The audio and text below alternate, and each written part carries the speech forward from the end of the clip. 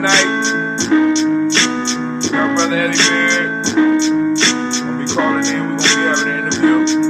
But hey, just to warm y'all up, still listen.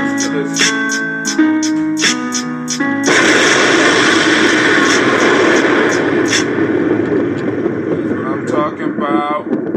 Eddie calling in right now. He calling in. Alright, we will be interviewing Eddie Bayard. Boom, boom, boom. Hopefully he got the message. Alright, I need to go on and make sure that he know where we are. So I'm going to text him real quick. Actually, I should call. Let's see. Well, I can't. Well, actually, I could call on my computer here. Let's see. Boom. Alright. Let's go and hit him up. There we go. Oh, he called on Facebook. Dude. Oh, Eddie, you're killing the stream, brother. You're killing the stream. The stream is dead. God damn it. All right. Oh, Eddie. Oh, God. Lord have mercy. Working with artists. This call is being recorded. Is this Eddie? Eddie. Hello? Hello? That was Eddie. All right.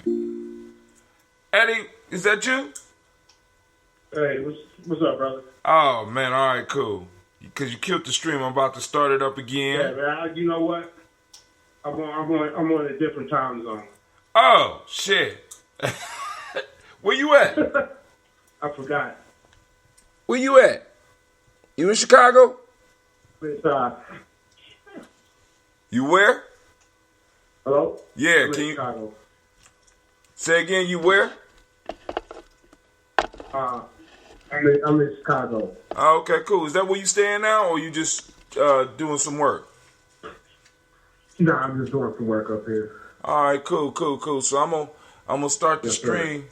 I'm gonna start the stream again, and I'm gonna go back and introduce, and I'm gonna play Rashawn for them, so that they can remember who the hell you. Oh man, that's my favorite tune. Shit. So just bear with me for a couple minutes. So we got Eddie Bayard on the line, family, and once again, y'all. I mean, hopefully y'all can catch back up, and y'all see that it was cut off. But we're going to have an excellent interview. But before we go, I want to give y'all a sample of some of his work. This is only one piece out of many that this brother has done. One of the things that I really like to talk about is a shot of mastery. And one of the things we try to bring to you on Gye-Nyame Journey is masters. And for me, you know what I'm saying, because this brother is very humble. This is somebody who has taken the time to master his craft. So I want y'all to hear some of the stuff he's doing, especially now this joint right here is special to me because this is one of the hip hop jazz inspired, because Eddie is a big hip hop dude, but he's a jazz musician. So we're gonna have a powerful conversation tonight. So what I want to share with y'all right now is his piece. Hold on. I'm going to have to kill the mic because we're going to be interviewing Eddie. So give me a second. Now we're about to play Black from the album Black Airbenders. We're going to play the song Rashawn because I definitely want to get into this song. But if you don't mind, give me a couple of seconds, Eddie, and I'm going to play your tune. Is that cool? Yo, you good, bro. Yes, all right, sir. Cool. Let's get it.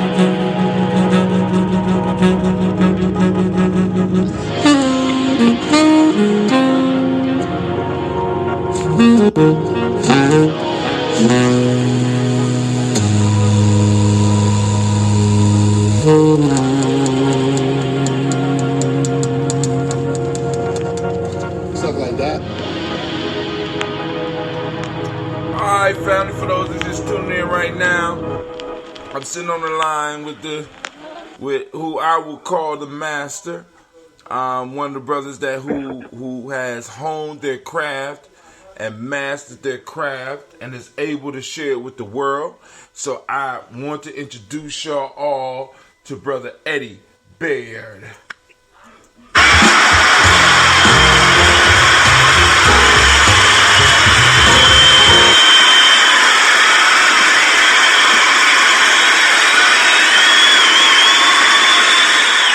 So I've been talking to y'all a while about having them on the air and having a conversation with them because every time I sit down and I talk with Eddie is able to not only talk to me about music but interlace it with life and his personal experiences, but also one of the most important pieces to me is that he's able to integrate everything that he's talking about into hip hop and to let us know how important it is. So, Brother Eddie, could you give people a little bit of your background as far as music? Oh, yeah. My name is Eddie Bayard, saxophonist. I was born in Harrisburg, Pennsylvania, 1973. Like 2 months after the birth of hip-hop or whatever. And, yeah, man, I started playing probably like when I was around 6. I was an avid listener though, of jazz. Probably like when I started around 3. My father was a jazz trumpet player. He played with Dizzy Gillespie. And so, he had all the records around the house. So I grew up, listening to Lester Young, Coleman Hawkins, Duke Ellington, Count Basie. In fact, it's funny. One of the records that I used to love, this got re-released on MP3 a couple months back. Norman Connor's "Darker Light." I remember that record in particular because I used to steal it. That was the first record I stole from my dad's collection. I'd take up to my room and I'd listen to that record for 5-6 hours when I was like 5 years old. What? Like 5 or 6. Yeah. I would. You know why? Because it had singing on there. And I was like I was really into Star Trek when I was a kid. And the music just reminded me of that for some weird reason.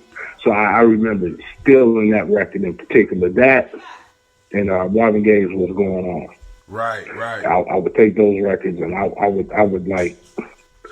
would listen obsessively to it for like hours. And probably like around 6 or 7, I started playing piano, and I did that until I saw a little toy saxophone, and I was like really enthralled with it. And so my dad saw that and got me a saxophone. And there was a great saxophonist, John Brown. A lot of people don't know who he is, but he played in Dizzy's band. He was like a Charlie Parker disciple. So he, started helping me out, with the mechanics of the instrument and stuff like that. Man. And teaching me how to practice. So you was around old jazz heads. Oh yeah. So I mean, all right. So because that kind of kills. Because I was gonna ask, man, like out of all the music, you know what I'm saying? Why jazz? I mean, did you immediately start learning jazz and start putting the chords together, or did you have to go through a more traditional route to start getting it, or because your father was a jazz saxophone player, you just immediately start learning jazz? Well, my dad, he was a trumpet player. Right. But it was just in the house. So, I just knew who Lester Young was because he would tell me, this is, Lester, this is his sound, this is Coleman Hawkins, this is his sound, this is Johnny Hodges, this is what he sounds like. So I kind of knew I had I think from listening so intensely. Even just to the stuff that I like personally, just listening to that stuff intensely as I did, I kind of already had an idea of shaping the sound. So when I got to the saxophone, maybe intuitively, I already knew what the instrument was supposed to sound like. Ah, and because you had that piano, beat, and I think it was from that. I think. Now, I say, and with being able to play the piano already, you kind of knew how to find the notes and stuff. Yeah, well, I mean, John Brown, he helped me with that, as far as the mechanics. But the piano kind of helped me with melodies. I would sit there, learn melodies, learn chords, and, stuff like that. At that period, I think I stayed with piano maybe two years, seriously dealing with the piano for like 2 years, because I mean, it was a time period, man. You gotta think it was like the 70s, right? So you remember, like, the black folks, we had piano even when nobody played. There was always a piano in the house, right? For a certain time, we had organs in my crib, so yeah, because you become the entertainment when people come over the house, right? You know what I mean? So I remember. I was glad I caught that, man, because I can remember, like, my dad's side of the family. We all lived in a close proximity of each other, right? You know what I mean? And I think my dad's sister, this is a funny story, man. I think my dad's sister was real close with Johns's. I'll just say it like that. Mm-hmm. All right. You know what I mean? Right. Because, like, every time I would come over the house to play, or they come over the house, she'd be like, "Why you see Johnny Houses?" He's my favorite saxophone player. So that's great, man, because I actually started learning his solos. Right. I remember that. For her. Right. Because he was like, play you some Johnny Houses. And I asked my dad, I said, man, why she like Johnny Houses so much? When Johnny Houses used to come to town, they hang out. So, I was like, oh, gotcha. You know what I mean? Right. So, but then it was good in that sense, man, because, like, I was talking to a friend the other day because it's, how, like, the hip hop dudes, right, is going around now saying what's the top 10, rappers, or, the top 10 list of your favorite 5, and I was watching, what was that movie, The Art of Rap? right. And you remember how cats, it just made me think, it'll put all that stuff in perspective. Like, they were talking to a lot of the rappers, a lot of the modern rappers, and everybody would say Rakim. Right. Or, that would always be in the list, those names. But then they went to cats like Dougie Fresh, Slick Rick and all them dudes. And they were talking about, like, Grant, Melly Mel, Kumo D. You know what I mean? Right. The source. The source. The things that got it all started. Right. You know what I mean? Because mostly saxophone players, when they think about, and I don't think about it in those terms, but, we always have standout cats or whatever. But, everybody says Charlie Parker. And, they start with bebop. You know what I mean? The Charlie Parker was checking out Johnny Houses, Lester Young, and Coleman Hawkins. Those cats are like Melly Mel and cool. They're the source. Right. The beginning. Right. You know what I mean? So I was glad, like, for my aunt doing that, just that little thing, I was learning the source. Right. Of where it came from. And so you was able to... I mean, because that's who Train and all those kind of cats was checking out. They were checking out Johnny Houses. They were checking out, Ben Weston, Leslie Young, Coleman Hawkins, So if I had to put like a top 10 list together, which I wouldn't, I definitely am going to say like, Coleman Hawkins and Leslie Young. That's just the source of the school of thought. No matter how far it goes, wherever, those are the cats. Okay, so I'm gonna check them out. So y'all got a list. Yeah, so it's like the old tradition. Right. And from the old tradition, you were able to build so you was able to take your musicianship, I guess that's how you would say it, in a different direction because you was dealing with the source rather than dealing with copies of a copy. So you was able to go back to where they originally came off with their stuff. So now, for those people out there that might not know, can you sum up what jazz is? I know that's a hard, you know what I'm saying? Because I want to get into the importance of music to the culture, but like, what makes jazz its own thing? I would say black ingenuity, black expression, black ingenuity, meaning the improvisation, which is to me the core of what we had to deal with as black people since we got to this land. You know what I mean? Like improvisation, like to create from nothing. The magic of it.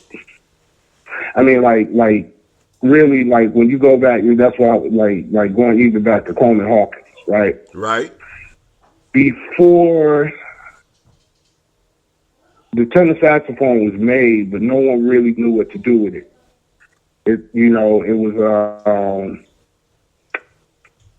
was used in marches, like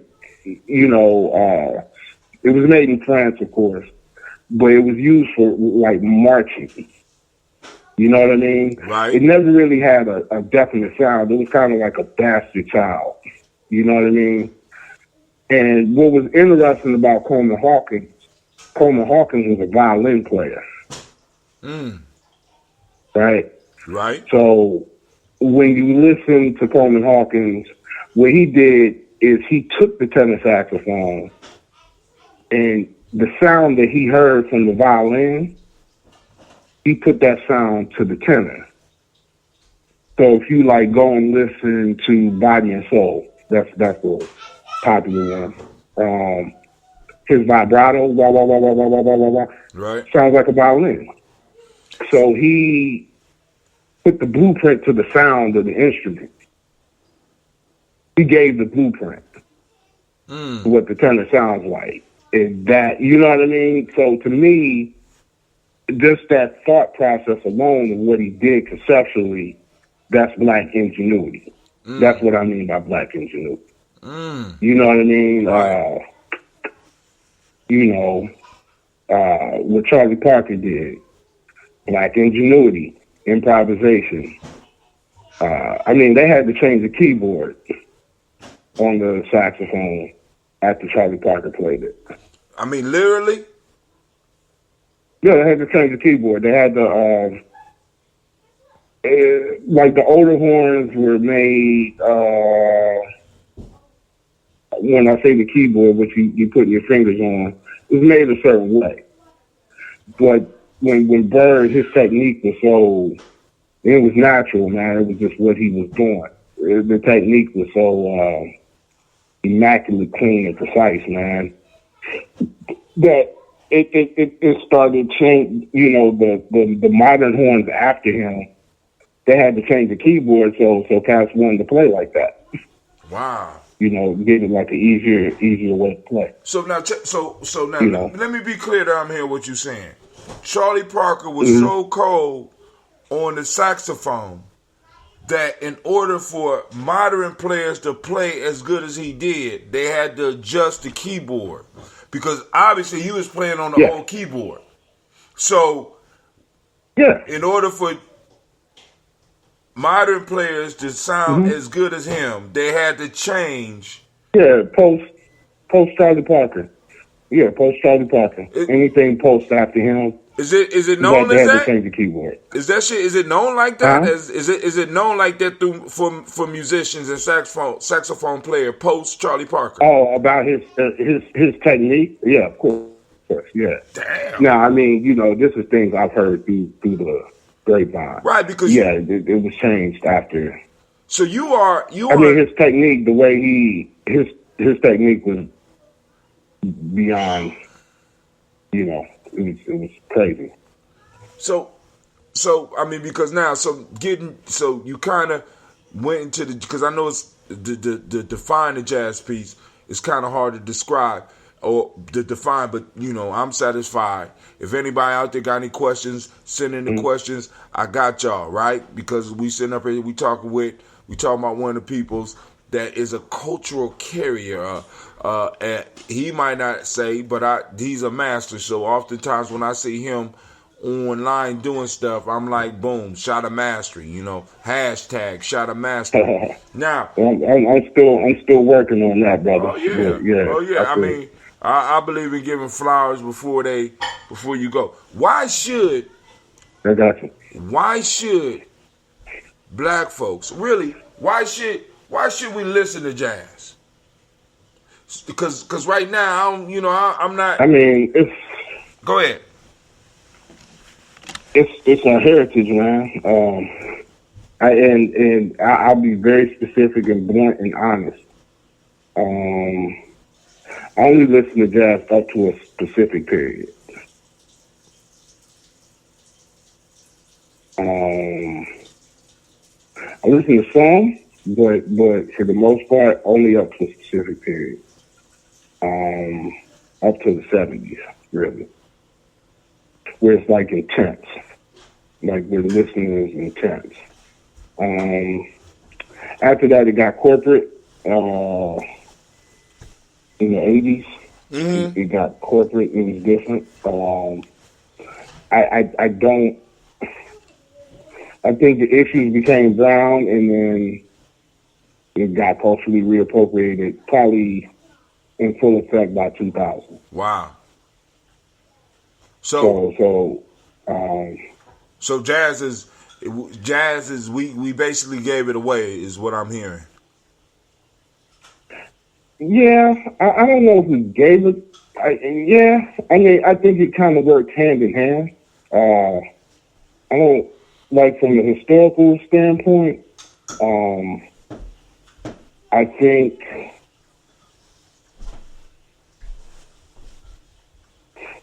jazz morphed. I think like by the 70s, everything morphed together. Like soul music. There was a period that I think the establishment was really fearful of. The fire music period. Mm-hmm. That probably happened after Coltrane's death. So I want to say that was like the late 60s, going into the 70s. That's where, I think the fire music period, everything, by that point, everything started merging together. Like all these black expressions merged together, and it became this one thing. You know what I mean? And that's where you get like the last poets, right? Gil Scott-Heron, all that stuff. They come from that source, that energy source. But I think when disco came along, disco killed that wiped a lot of stuff out. But at the same time, that energy that we're talking about from the timeline of jazz up to that point, I think the energy shifted into hip hop. Okay. Yeah. All right. So let's go back. You understand what I'm saying? Well, I ain't a musician. I don't understand. I'm gonna act like I understand and be like, yeah, I hear it. But let's go back a little bit. Now, because you said you stopped, like a lot of jazz after the 70s, you don't listen to no more.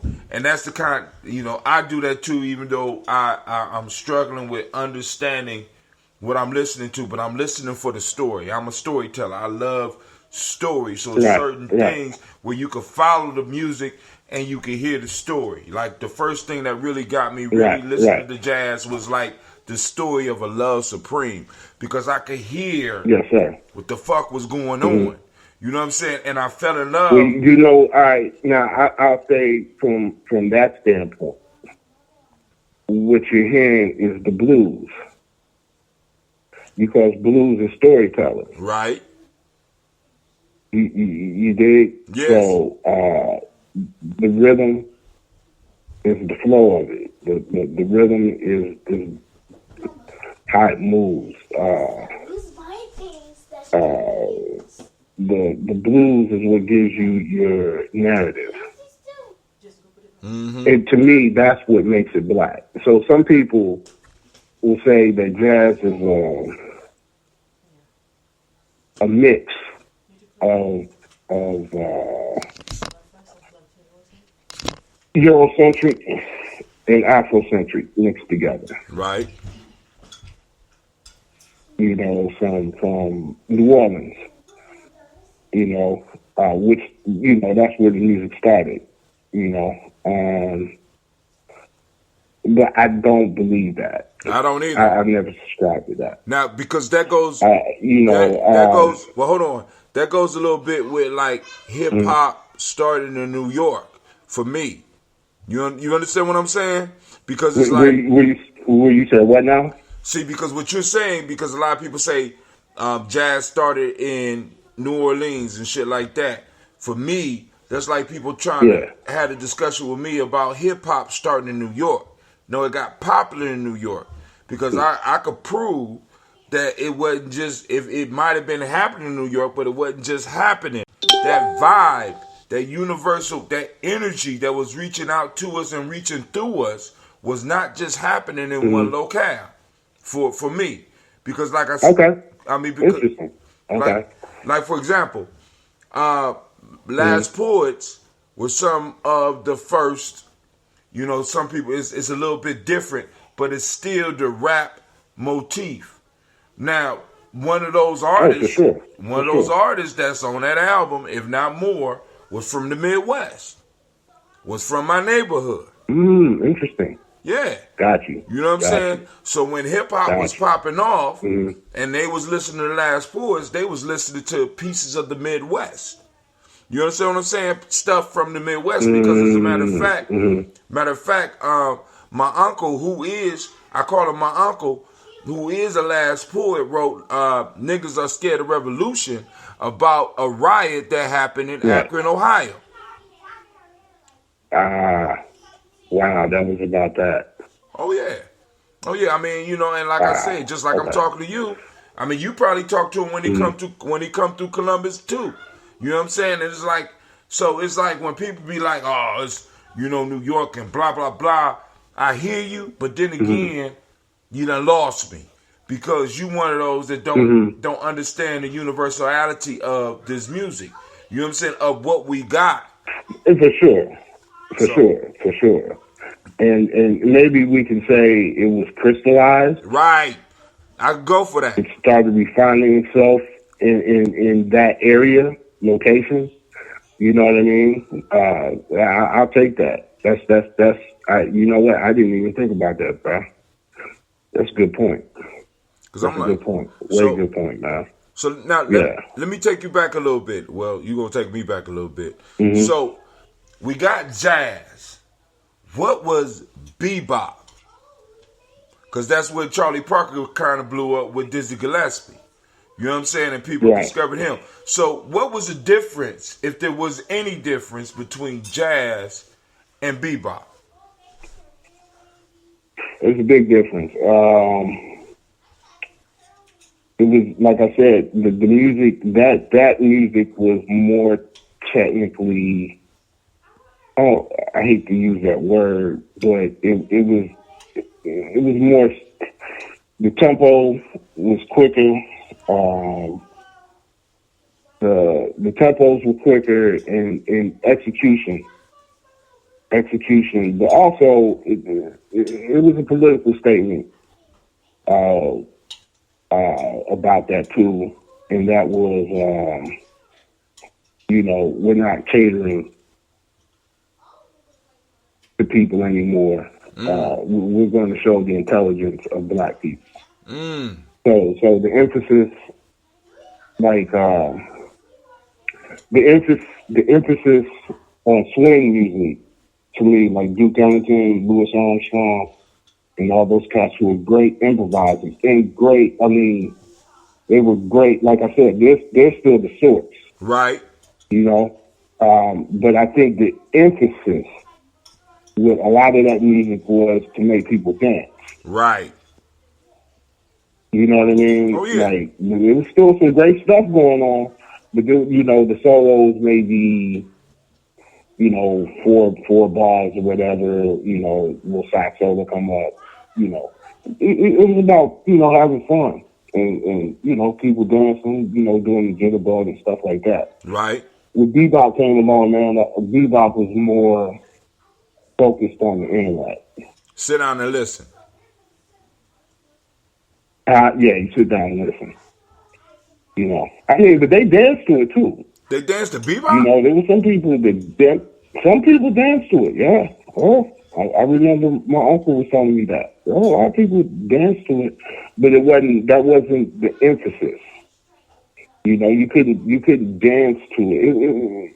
I don't say you couldn't dance to it, but it was a little different. You know what I mean? I don't know how popular it caught on. But there were some people that did dance to it. Well, it was popular enough. But it was definitely more of an intellect kind of thing. Natasha Ote asks, wasn't bebop considered a subcategory of jazz? But yeah, you could consider it a subcategory. But did in the sense I don't even look at categories, but you can look at it as a subcategory. Because but to say a sub would be below, because in a sense bebop or yeah, at least that's why I like at least bebop is an extension. Right, extension, but then also it became in a sense the hallmark of what jazz was considered. Because nowadays, if you buy a jazz album, you're not like in the old days thinking about dancing to it. You understand what I'm saying? Yeah, well, it was all right. You know how I look at it? Like if I was looking at hip hop, right? Right. And I was looking at like Melly Mel, and I was looking at Curtis Blow or something like that. Mm-hmm. You know what I mean? Right. Like them kind of groups.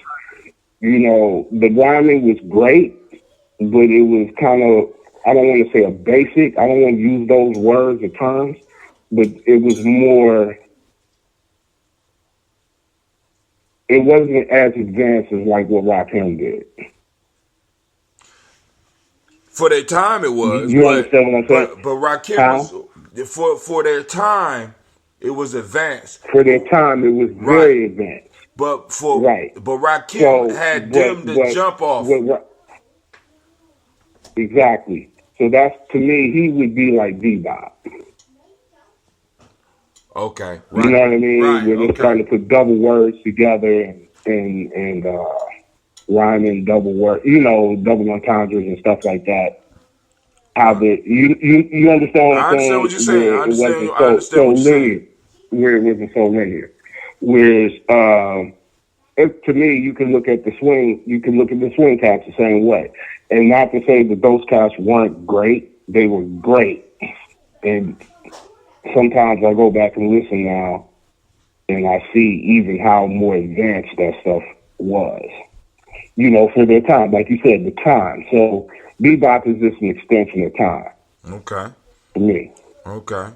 So, and then you get into hard bop. Hard bop.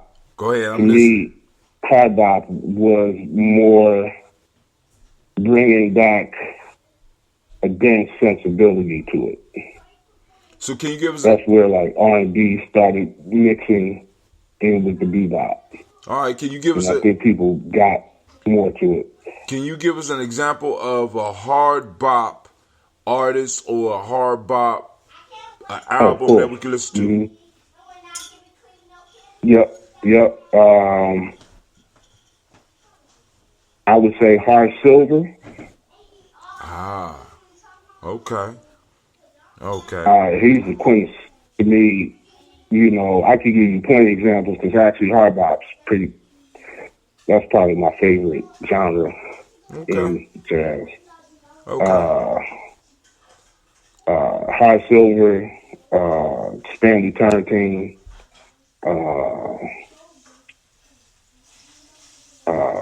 I mean, of course, Art Blakey and the Jazz Messenger. Dang, Greg. Wait, hold on. Greg Arnold said right when you said Art Blakey, it popped on the screen. He said Art Blakey. That'll work. All right, so now, because we got a mixture right now of young people and old people listening. So now what I want to do is I want to play the game that you taught me. So I'm going to say a hip-hop artist, and I want you to give me the jazz equivalent. Can we do that? Ooh. Okay, yeah, we can do that. All right, here we go. So you already mentioned this one, Rakim. Mm-hmm. Charlie Parker. Charlie Parker? Rakim. He said Rakim is the Charlie Parker. And which was interesting, what was interesting for me about Rakim is I know I was watching something where he studied trains. Like, he studied the sheets of sound of train, which was interesting. And that's how he was trumpet. lumping all those words in together. And he played the trumpet. He was. He played the trumpet. He played saxophone. He played sax? Oh. Yep, he played sax. So he was in the train. Yep. All right, cool. So let's. Yep. But I would definitely, I would say he is Charlie Parker. I would say Kumo D is the Lester Young. Whoa. Because Lester Young was playing very advanced in the swing period. He would be, he was kind of avant-garde in that period. But that's what Charlie Parker was checking out. And I know for a fact, I'm pretty sure that Rakim comes from the Kumo D ilk. Yeah. Maybe he's a mix of both, but it's definitely coming from the Kumo D ilk. So I would say Kumo D was like Lester Young was for saxophone player. Okay. So now let's take it. Let's take it one generation down from Rakim. Let's say Nas. Mm-hmm. Ooh. Nas, to me, oh man, Nas is like a Pharoah Sanders. Ooh. Whoa, okay. Okay. He said Pharoah Sanders. All right, now, here we go. Because Nas is kind of very spiritual sounding to me. Okay. So, how about going back up to Rakim's age? How about KRS-One? If I had to give any rapper comparisons to Coltrane, I would give it to KRS-One. Yeah, to me, in my book, between him and Chuck D, man, but in my book, because I think KRS-One operates more from the spiritual. I'm not saying that Chuck D doesn't, you know. To me, it's always see Coltrane, and it's that ethic that I think KRS-One has. I say KRS-One's a Coltrane of hip hop. All right, so you get ready for this one, because I got to ask. Because I asked you, I'm going to see if you're going to give me the same answer. But you did a song. Right. We listened to the song at the beginning. It's called Rashawn. And I'm assuming, because I already asked you already, but I'm assuming this is about Rashawn Rolling Kirk. Oh, yes, sir. All right, cool. So, because we're going to go into that. But if you had to pick a rapper for Rashawn Roland Kirk, who would it be?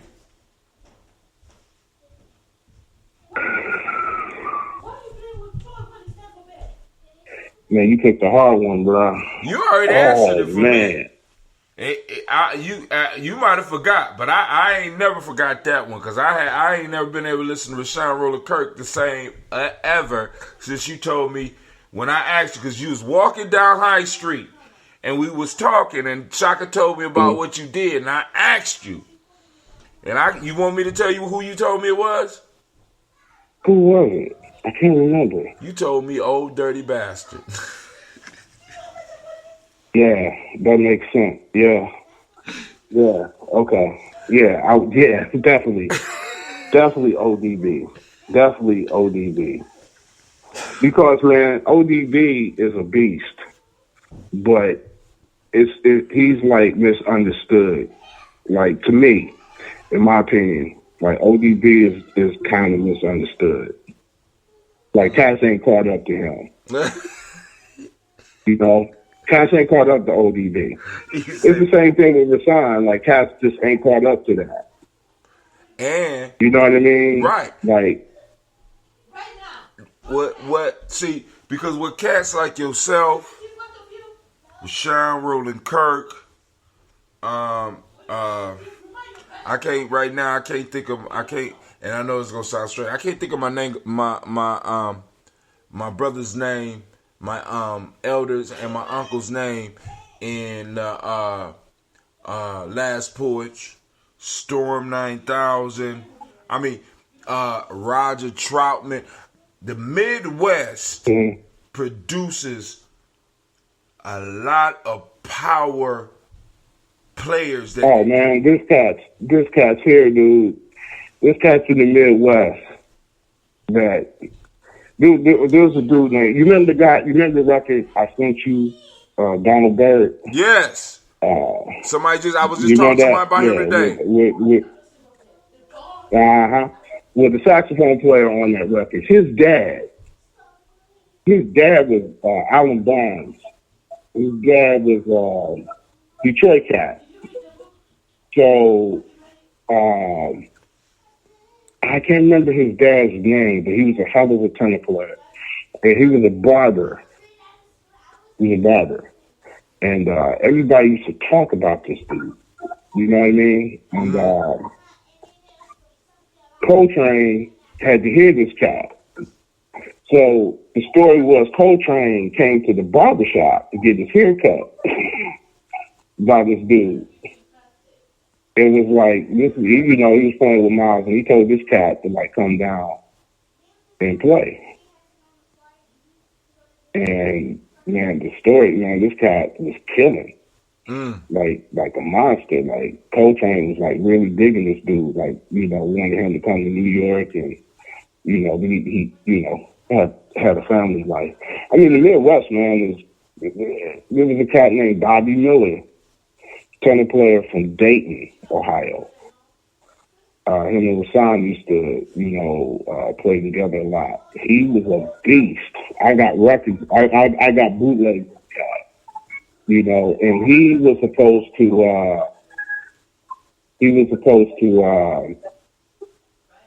join McCoy Tyner.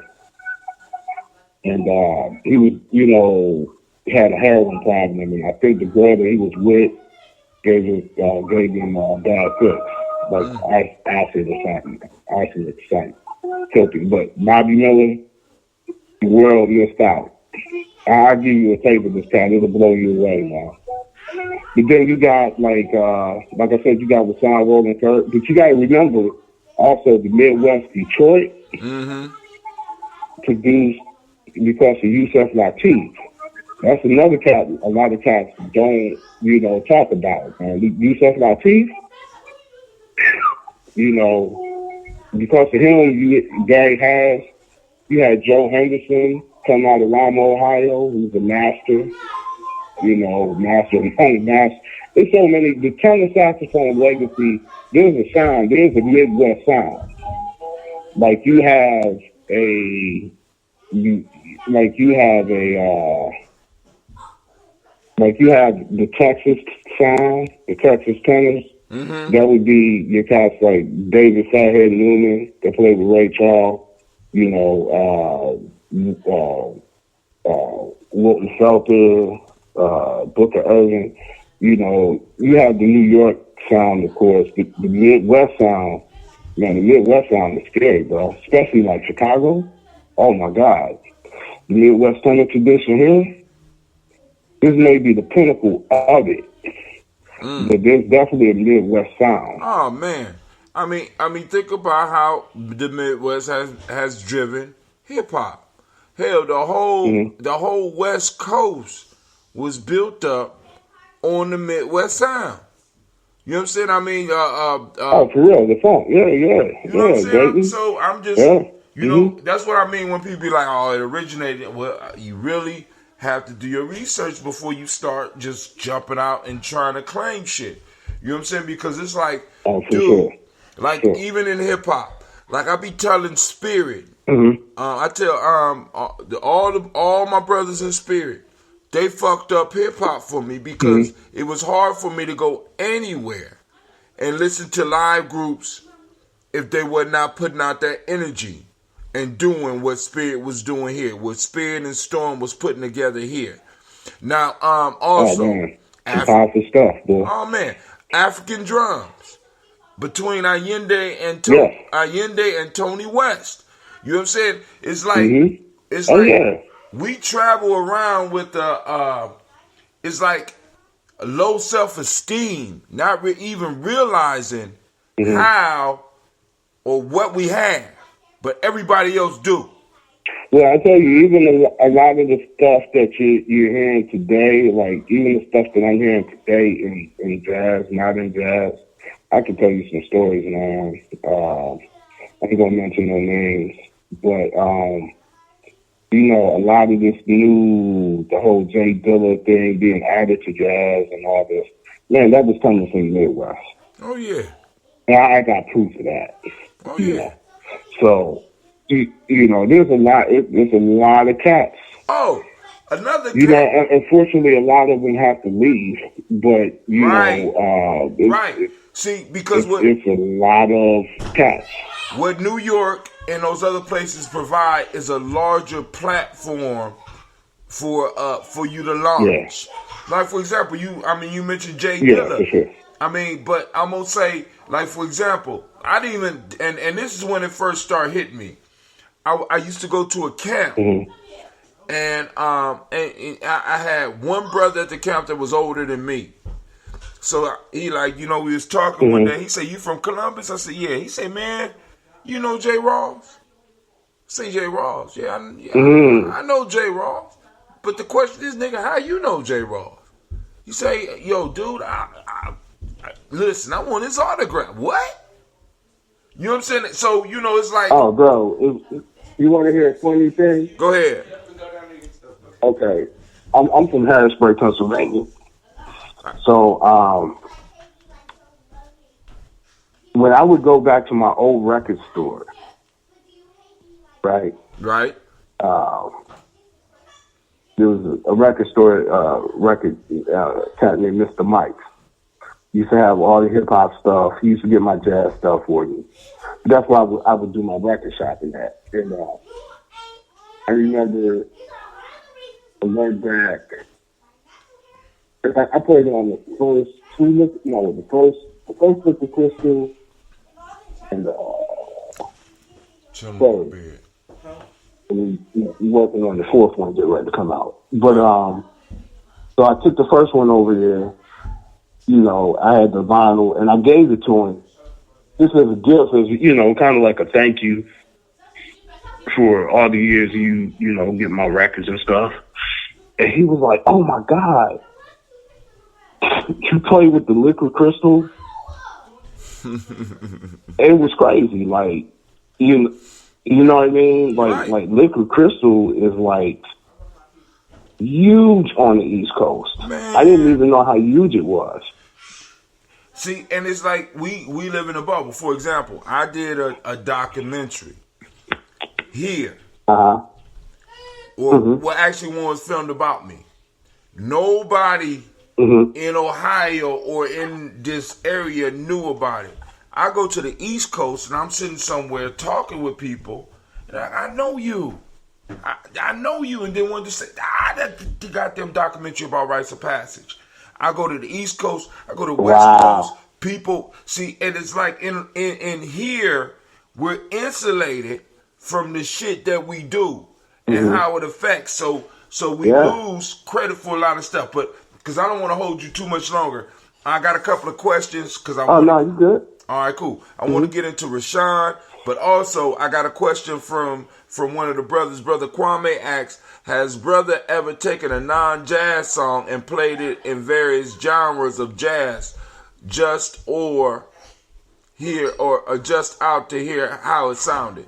I mean, like, for example, I guess he asked, have you ever experimented with some of the popular songs and did it in jazz? Oh yeah, all the time. I love doing that kind of stuff. All right. So Kwame, I got your question out.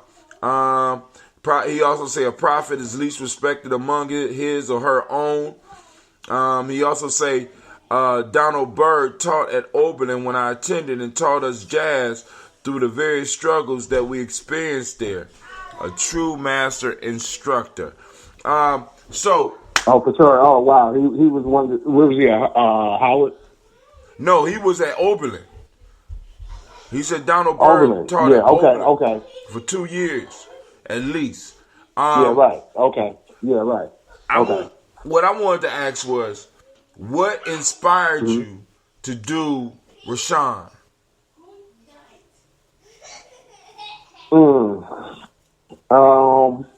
I got to give you the extended version because there's an extended version. Go ahead. I'll make sure I get that to you. Is it wait? Stop! Wanted to pay homage, man. I heard the beat. Wait, hold on. Why y'all ain't give me the extended version in the first place, man? I was on y'all for damn near a year to get the goddamn album, and you telling me there's an extended version? Yeah, man. I mean, he wanted to put out a sort of version of it. And we both agreed, but this is an extended version. I'll make sure I get that to you. All right, please, man. But go ahead. Yeah, but no, I mean, I heard the beat, like Storm sent it to me, and we will, bounce. I mean, we're gonna work on an EP. Cool. So I'm gonna put 7 songs out with Storm. We're working on that now. But I just wanted to test some stuff. He sent me a beat, and I heard it, and I was thinking about Rashawn that day when I heard it. It inspired me, so I just wrote to it, and you have Rashawn. Okay. Because I always like to pay homage to the forefathers. Oh yeah. No matter what I do, you know. Oh yeah. Every album that I do, I have to at least pay some kind of homage. All right.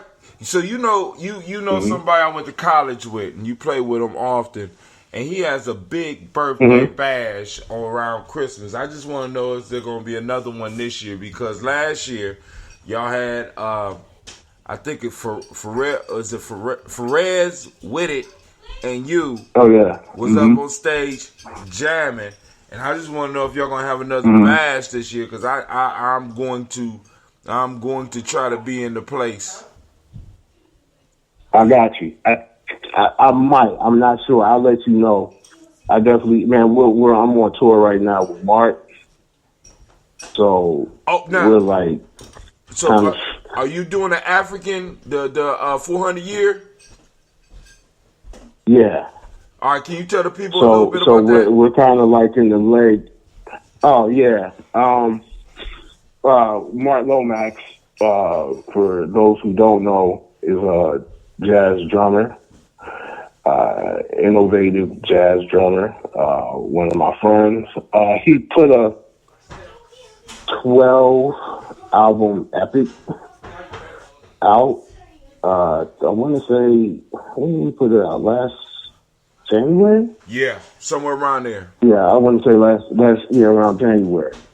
Yeah, so it was 12. It's like 8.5 hours worth of music. So we played on, the quartet played on maybe 4 or 5 of the project, and then me and him duo maybe 2, and then trio maybe 1, and then he wrote a string quartet, I think a drum piece, and an orchestra for the other 2. Yeah, I think it rolls in that rotation. That's a lot of music. But a lot of music. Yeah, so we've been touring that since September. And because like Miss Navita had a birthday party the night of I think when it came out around probably the release. Yeah, right. It was the night of the release. Yep, and exactly. They sold out the Martin Luther King Center, and he been traveling. Y'all been literally, because we brought y'all to the Malcolm X Festival, and you had to go play with Perez that day, but y'all been regularly touring for a while now. Yeah, I mean, with this piece, we're probably completing we got 2 more to complete the leg of the tour for this year. We're back out in January through March. Man. The next leg of the tour. So, yeah, I mean, it was a very powerful piece, man. Mark put it together. Brilliant cat, man. I've been blessed to play, Perez with it. So, going between Perez, Mark, and what I'm doing in a couple other projects, I'm blessed, man, to play with a lot of brilliant musical minds and stuff like that. So that's really cool. We have a brother that calls and in. Got some CD projects. We got a brother that calls in on a regular basis. Actually, because I had to put his mic on silence when you called in, because he was Brother Shaka. You do a little bit of stuff with Shaka as well. Yes, sir. I just did 3 joints with Shaka. I think 3 or 4. We did some. Yeah, it turned out pretty hip too. Oh yeah, he brought some. He need to tell him to send me the final product. Because he was talking to me. He said, "Man, I want you to listen to this." I said, "Man, that sound like Eddie on the sax." I said, "Yeah, that is Eddie." I said, "You ain't tell me you was." Yeah. I said, "Oh, okay." So, but yeah, man. So when can we expect this Black Airbenders, man? Because you said the EP. Well, I ain't gonna ask. Let me stop. Because I'll be hounding your ass. Well, I'm gonna do a straight ahead album. I've been asked to. Well, there's 2 projects I'm really amped for. I just got called 2 weeks ago. Kid Jordan, he was one of my teachers. Great. I mean, he's the guru of the tenor saxophone right now. Avant-garde cat, but he's amazing. So he asked me to do a record with him. So I'm totally honored to do that. I mean, I've done a lot of records in my lifetime and recorded with a lot of cats, but this is going to be something. I'm just, it would be like if Sonny Rollins called you to record. You know what I mean? Right. It just, yeah. I mean, I'm beyond. I'm beyond honored. I don't even have words to put to that yet. So I'm really excited and looking forward to that project. And then I'm going to do a jazz project under my own name. I'm touring with titles right now, but I think it's going to be called Black Noise. I'm leaning, something in my heart's moving me that direction. So I'm writing some stuff for that. And as far as the stuff with Storm, I'm just gonna, we free flowing right now. We're bouncing ideas, and I'm trying to figure out how I want that to go. Right. I got a project with Perez getting ready to come out. It's always an honor to,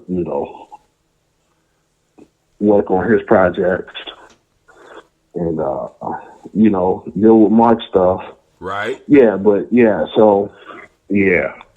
Me and Storm, that stuff is, that's like home base. Me and him know what we're doing. Man, I need to I might just put it out one tune at a time like I did with Sam. Right. I ain't going to ask, so y'all get me hyped up and he gonna drop a couple of hints and shit, and I'm gonna be stalking y'all niggas. I'm on my shit. You know what I'm saying? Also I got there's a record coming out with Greg Bandy. I did a duo record with Greg Bandy. And for people who don't know who Greg Bandy is, which is a shame, because Greg Bandy is like Pharoah Sanders' drummer. He's one of the master elders. So I gotta finish. We're gonna go in and finish that record up. He played with Gary Bartz. He played with. And he's in Columbus, man. And nobody talks. Well, he lives in Columbus. It's crazy. Yeah. He played with Rashawn Roman Kerr. He played with all those cats. And he's just chilling in Columbus. I mean, he plays and works in New York, but right. It's just interesting how it's interesting. But anyway, yeah, like between him and Kid Jordan, because they're the elders, right? You know what I mean? Passing it on. And when they pass on, that's why those records mean so much to me. You know what I mean? Because It's like, wow, I grew up listening to these cats, and now I'm recording with them. So yeah. That's my greatest, man. I played with David Fathead Newman, played with Benny Maupin from the Headhunters, Billy Harper, played with Lee Morgan. Man, I'm like those are the moments of all the accolades that I could ever get. There's no moments that I treasure more than that. Because it was like, wow, man, I'm sitting on stage next to the cat that I used to listen to these cats like records hours on end. And I'm like next to him right now. I can sit and talk to him, get accurate history. You know what I mean? Like that stuff to me is priceless. Get the direct stuff. Question for you. When you hit the stage, when you hit the stage and you start playing, what's going through your mind? I mean, cause when I sing you and Perez, you know what I'm saying? I'm like, boom. What's going through your mind? I mean, it's like, well, I know, I don't want to put it like that because it can't be one thing, but because once you got the tune, there's the how you say it? Improvise. I can't say improvisation. Right, that pops in. Once you get into that mode, are you listening to the music anymore, or is it just you just in the zone? For those that know what I'm in the zone, man. Like for me, there's no time to think at that point. All that's out the window. I go in. I'm a blank slate. So I just want. I want to be a vessel from the ancestors on, in the spirit. So yeah, I try to meditate a lot. To reach that feeling.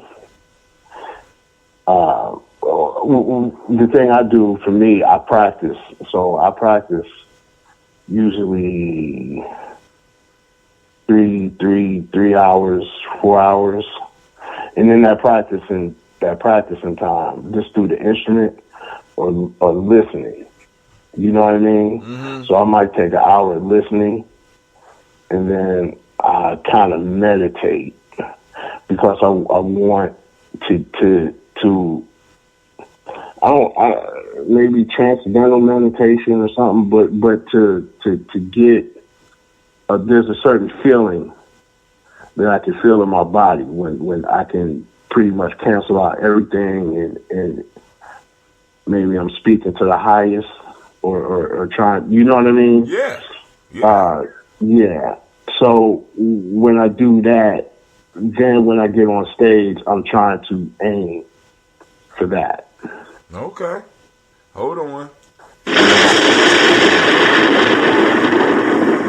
the lightning strike from God. Listen. You're dropping it. Y'all better listen. So go ahead. Will you finish? No, I just said, you know, I just try to get to that spiritual place, you know, that's the most important thing for me. So if I'm thinking, or if I'm there, it's not as rewarding for me. I understand. As a player, and sometimes, you know, sometimes it's like that, you know, and I don't fight it. You know, but you know, what my goal is, no, I'm usually blank for the most part. The only time I'm not blank if it's like new music and it's something that I haven't like totally prepared or completely made it me, where I have to, like, I'm on the end and I'm not. And those gigs I don't like too much. Right. You know, but it happens and I have to deal with it, you know, and then maybe, you know, the next time I play it, you know, once I get the music inside of me of what I have to learn, then usually I have to be free from that point on. So family, let me say this. Yeah. He practiced the I'll be telling y'all the 224 self-help process. He said he do at least 3 hours. You understand what I'm saying? At least 3 hours Yeah, a day. I do. Sometimes I do more, man. I already know that. Sometimes I do 6 or 7. You averaged out to the 3 hours. You averaged it out that you in your mind because on some days you might do longer.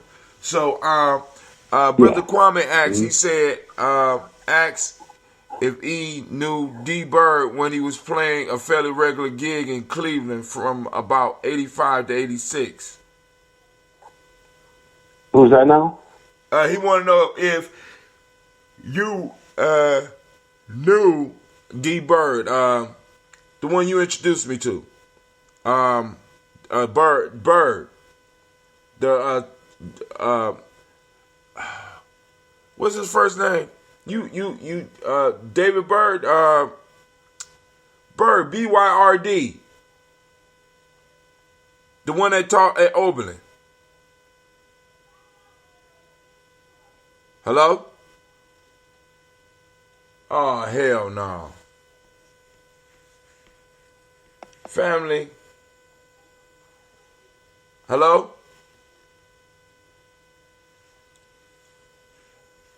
Oh, that's some bullshit. We dropped the line, family. But hey, that means that we're going to have to invite the brother back. So, of course, Spreaker is still going. And it looks like this is still going. But everything here has appeared to drop. And that's that bullshit. Alright, but family, listen. I want to send shouts out to Brother Eddie.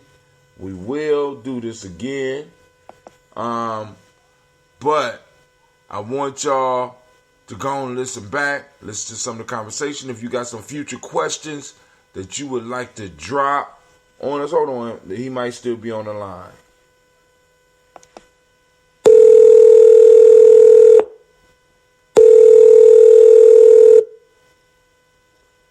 Oh, now I'm on here twice. This conference is being recorded by hello, I think we got cut. Yeah, I did. We got cut. So hold on, I need to drop one of these lines. Eddie, go ahead. All right, cool. So yes, sir. He wanted to know Bird, Byrd, the one that you introduced me to. That taught Donald Byrd. Donald Byrd.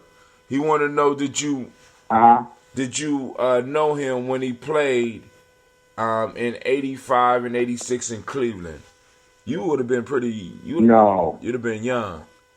I wasn't. Oh yeah, and I wasn't there. I wasn't in the Midwest at that point. Okay. Where did I meet Donald Byrd? I met Donald Byrd in Boston. Oh. Actually, when I was at Berkeley. He Bad brother though, very very conscious cat. Right. He could tell you. He could tell you because I remember when I was talking to you. I play saxophone. I'm like, well, a lot of people play stuff, and then I started listening to your stories. I'm like, who? You heard what? You got private what? Right. What? Yeah, man. Yeah. So far as your travels as a young person with the saxophone, how can I put it? So you going through school and playing saxophone, letting people know that you was playing an instrument. What type of resources were you connected to that kept you attached to the saxophone?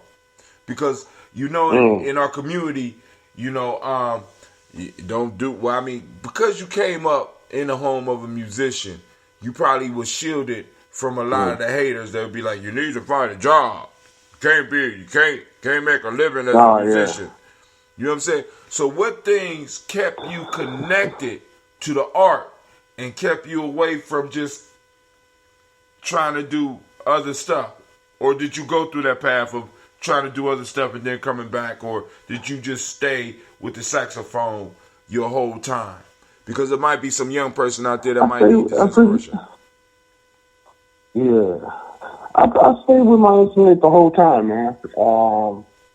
I just had a desire, man. I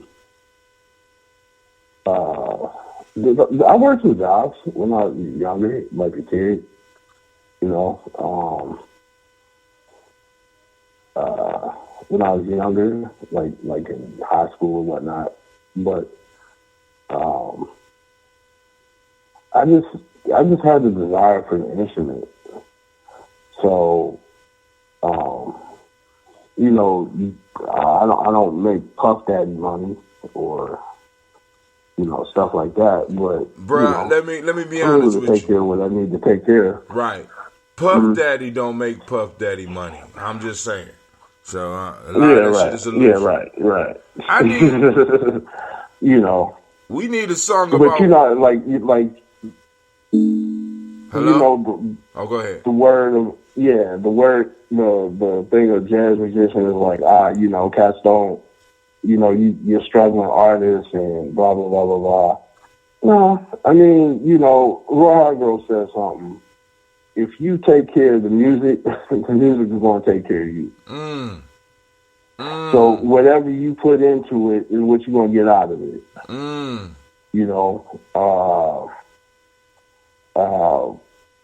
And even if it wasn't, and I'm not by any means saying that I make great money. I make okay money. I can live comfortable. But even if it wasn't that, I would still, my desire would still be there, because you still got to even. And I'm not saying everything is been dandy, peachy clean or whatever. You go through ups and downs like in anything. But even when I'm in that down period, I'm practicing. It's not even about money or nothing for me. You know what I mean? Right. When I make money, I just give that I give it to my daughter. I rarely buy stuff for me. I buy little things and give it to who needs it. I don't care about money. I mean, the thing is, if I can make them happy and keep them cool, then cool. As far as I'm concerned, I'm trying to get to the place that I'm talking about where I meditate. That's always a goal for me. You know what I mean? Right. Not monetary gain. Because the thing about jazz, I think this is for any black. really. Once you get into that place, the material stuff don't really matter to you that much. You're always looking for that place, that high. You know, and like I said, I can hear it. I can hear it in KRS One. I can hear it in Nas. I hear it in Train. I hear it in Sonny Rollins. I hear it in Kid Jordan. You know, Donald Byrd. Any of those cats, man. As an example, you know, shoot, I hear it in, you know, all kinds of stuff. African music, you know, all kinds of stuff, man. Yeah. Family is a feeling that you really, if you have never got it, you need to find where it is for you. Eddie has found it for him. Yes. You know what I'm saying? I mean, like I said, the whole podcast for me, this type of stuff, doing the stories and doing stuff like this is, I get to get into the zone. And it is a healthy thing. You know what I'm saying? I mean, it's like, because when you do this type of stuff and you find what you love, you start finding out you get sick a lot less. Yes, sir. Yeah, really. You know, that's, yeah. You got to find what, you know, I was telling my daughter the same thing. It's like, you got to find what your zen is, what your passion is. Mm-hmm. You know what I mean? And I really think once you have that, and trust me, you gonna, you know, outside forces, negative forces, and stuff like that, you're gonna present themselves to you in some form of fashion. It could be, you know, drugs. It could be all kinds of stuff, man. And it could take you off of your you know, off of your center. But if you have that foundation in that center, it's gonna keep you focused. Yes, it will. You know. Yes, it will, because you got to get back to it. It's that foundation. You got to get back to it. Hello? Yeah, can you hear me? Yeah, yeah, that's what I was talking about, like, at the beginning. Like, even where I'm at now, that's why I say I'm far by a master. But, like, you know, I'm even going back to, like, the stuff that I was checking out as a kid, you know, like, reevaluating. Because to me, where I feel I'm at now with my age and everything, I'm kind of almost like at the halfway point. Right. So I think sometimes you go back and you reevaluate all the stuff that made you up to this point. And you go back reinvestigating that. You know what I mean? Right, and fine-tuning. You know, fine-tuning. Because you know how they say, you're not a man until you're like in your 40s. Right. Right? Yes, sir. Dude, I can tell in my sound. I can listen to my sound at 20. I can listen to my sound at 30. And I can listen to my sound now. And I hear a big difference. Just in the sound projection. And, you know, that's why I tell cats, even younger, you know, people, artists listening, always go to your elders, man, because your mistakes are their memories. Your mistakes, you know what I mean, are their memory. Y'all got that, right? Told y'all, exactly. Shots of Mastery. You know what I mean? Your mistakes are their memories. Damn. Hold on. Oh, wait, where's that? Distract from God. Don't distract from God. Y'all hear that? Your mistakes are your elders' memories. All right, but so you know, I mean, like even now, you know, I thought Kid Jordan is, I want to say he's 82. Right. 82. So, you know, I talk to him once a week. You know, there's certain things that I'm still, you know, learning. Right. You know, but I'm going back, you know, putting everything full circle, what made me me. Because now I got to understand it. 50s, you start refining. I think by the 50s, you start refining it. Right. That's where I'm at. You know what I mean? That's where I'm at. Yeah, you start refining it. And I look forward, you know, God, willing, I reach my 50s. I'm excited to see what it's going to sound like then. By the time I'm 80, I'm definitely excited, to see, because I can hear all the cats Right. that I loved and, was inspired by, like, by the time they're in their 80s, man, that's when the stuff starts happening. Because you have all that experience. Right. That's why I'm so looking forward. I'm looking forward to recording with Kid, because Kid Jordan's 81 now.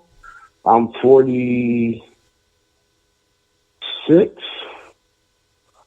So, yeah, man, it's going to be a school. I'm going to be going to school on record. But I'm at least have that record so I can listen to it, right, engage everything. Right. You know what I mean? So right. that's why this stuff is so important to with the elders. Yes, sir. Yes, so, sir. Yeah, yes, sir. So yeah, that's it's always a continuous thing, man. And I think the 40s, that's kind of like where your own sound starts creeping in. Right. Like you kind of losing, trying to play like Coltrane or trying to play like any of your predecessors before, It's like they're kicking you out the house. They're like, yo, dude, you got to go build your own crib. You got to find your own spot. You got to find your own space. You see what I'm saying? Yeah. Yeah, right. Yeah. So it's a very interesting period for me as an artist right now. But you know what? I kind of heard traces of it on the song. You said you heard traces on what? On Rasan. Right. Like, when I go back and listen to that record, I'm like, okay, like, I hear Eddie Bayard now. It's not as refined as I want it to be. Right. But I hear Eddie Bayard. Constant and never improvement.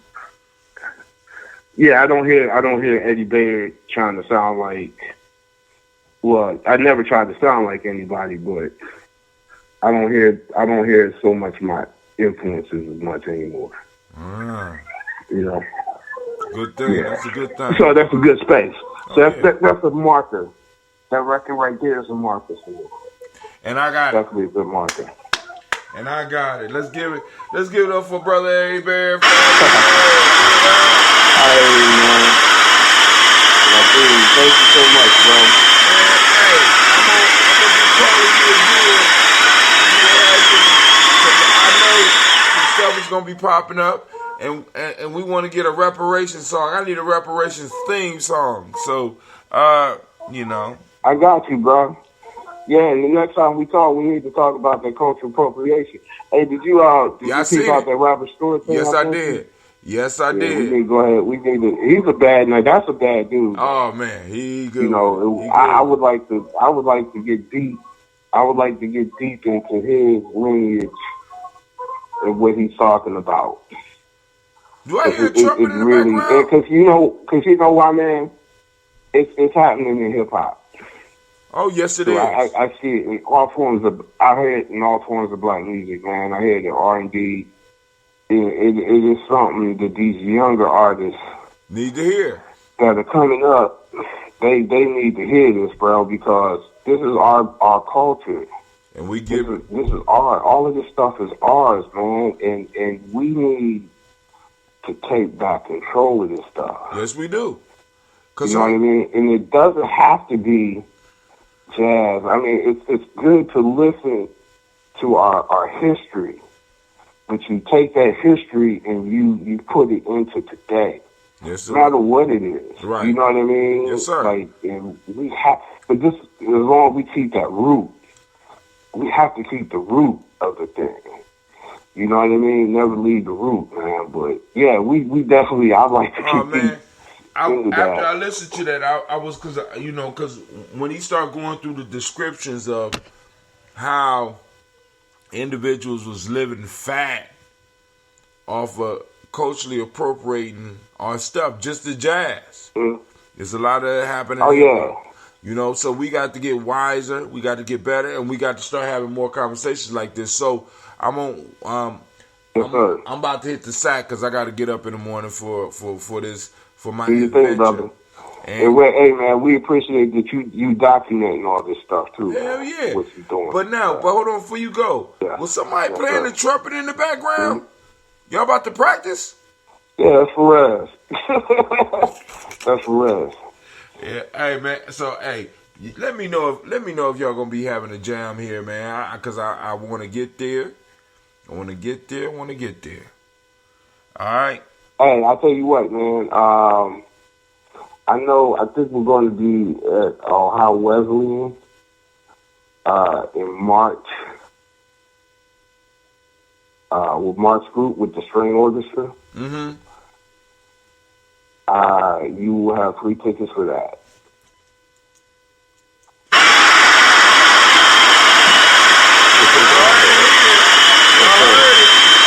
Yes, sir. So,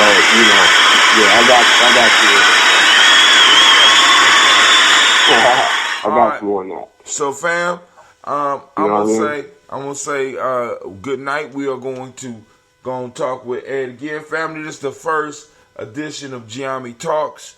We're gonna be doing interviews with thought leaders, with masters, with other musicians. But we started off this journey with Brother Eddie. Give it up for Brother Eddie.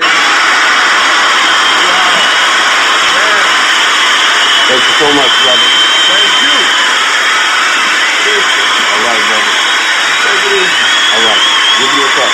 Yes, sir. All right. Family, I want you to know that you are standing in the congregation of the mighty. This is the home of the stubborn minority, the place where your hustle builds muscle. You are now listening to Gye-Nyame Journey Media. This has been Gye-Nyame Talk, family, and I have Brother Eddie Bayard on the line. And of course, you know this is the heart of a summer production. Strive to blow up your old paradigm. Family, be sure to check out our e-course. You know what I'm saying, to help support what we do. We're not playing here. I'm trying to let y'all know we are not playing here. Gye-Nyame Journey. So here you go right here. Our e-course, as soon as I get this damn thing to work. Come on. Touch screen. 1 minute is beautiful. Next minute is acting crazy. Go and check that out. All right. Also, you can check out the merch store. Family, I want to thank y'all for joining us. And like I said, if you have questions or comments, something you want me to go on and ask Eddie on our next interview or even ask him during, you can go post it up and I will get the information to him. I want to thank each and every last one of you for taking the time now while we are live, as well as possibly in the future, and joining us right now on this new piece. Now, of course, you know there's going to be something written up on this in the newsletter, so hopefully you are on the Black Signal or you are on our email list for the e-course, where you will get your free e-newsletter from G&J. But family, as you can see, I am tired. I am pooped. Even my little Ty, I call him, his name is Little Ty. Show him some respect. You know what I'm saying? I am out. Hold on. So who just called in? Am I the nice caller? This is Brother Shaka. What's going on, Shaka? You got something you want to share before I go and hang up? You know, I was just interviewing Eddie. I just wanted to make sure I got him fully in. But we're gonna do something with all of y'all in a minute, because I want to get as many musicians as possible. He called and says he the night caller. No, you ain't the night. You the 7th and a half. We had a midget call right before you. That's not politically correct, is it? No, I just wanted to shout y'all. I called in earlier. My phone had died. So, man, you know, it is what it is. So I'll catch y'all on the next one. Yes, sir. All right, family. This is Brother Hatem, and I am out. Peace.